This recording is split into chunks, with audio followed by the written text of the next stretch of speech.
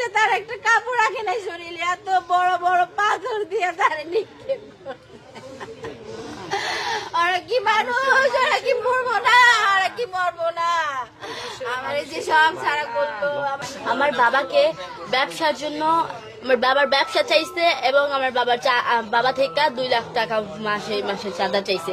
এই দুইটাই একটা আইনত ইয়া, সেই জন্য আমার বাবা রাজি হয় নাই। সেই জন্য আমার বাবাকে, আমি ভিডিও দেখি নাই, আমি সহ্য করতে পারবো না, আমি ভিডিও দেখাই নাই। আমরা সবাই জানে, ওপেনলি জানে সবাই, যেটা হত্যা। শুক্রবারে সকালবেলা কিন্তু ভিডিও প্রকাশ হয়েছে। ভিডিও প্রকাশ হয়েছে গতকালকে। আপনারা কি আগে থেকে জানতে পারছেন?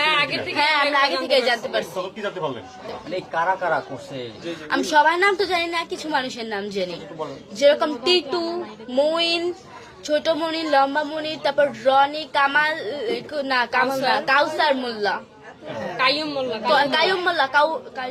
কায়সার হচ্ছে ফোন দিছে। হ্যাঁ, যখন আমার মামা বাসায়, ওই কাউসার ফোন দিয়ে আমার মামার বাসা থেকে বের করছে, বলছে যে তুমি তাড়াতাড়ি আসো, তুমি তাড়াতাড়ি আসো, দোকানে আছি, তুমি তাড়াতাড়ি আসো। ওনারে অনেক রকমের মানে মেন্টাল ক্রিয়েট করছে। কোয়েশ্চেন গুলো ওকে না করে আচ্ছা, ভিডিওটা পরে প্রকাশ হওয়ার কারণটা ছিল কি? পরে হচ্ছে গিয়া আমি প্রেস ক্লাবে গিয়েছিলাম, বরগুনা প্রেস ক্লাবে। আমার কাছে তার আগে অনেক ভিডিও ছিল, হিউজ পরিমাণে ভিডিও ছিল আমার কাছে।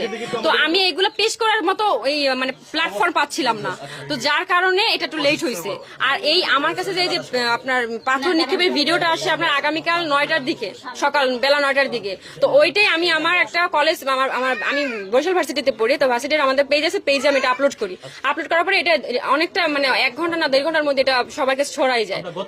হ্যাঁ হ্যাঁ, এটা প্রকাশ হয়েছে কালকে। কারণ আর এর আগেও আমার অনেকগুলো ফুটেজ ছিল, সিসিটিভি ফুটেজ আছে 7টা।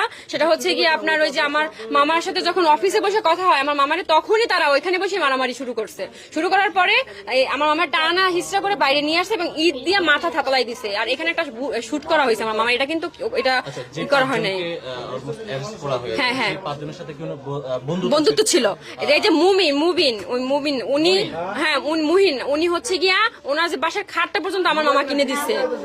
আর তারপর হচ্ছে গিয়া আপনার বাজার করে দিত, তারপর চালাইতো আমার মামা, আমার মামা ওদের চালাইতো।